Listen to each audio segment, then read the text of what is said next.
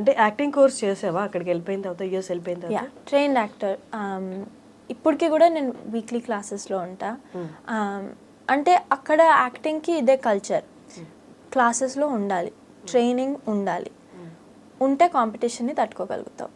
Trained actor ఉండకపోతే it's very very difficult ఆడ. ఎందుకంటే కాంపిటీషన్ ఎంత హై ఉందనంటే అక్కడ, అండ్ అమెరికన్ ఫిల్మ్ ఇండస్ట్రీలో నెపటిజం ఇంత ప్రాబ్లం లేదు.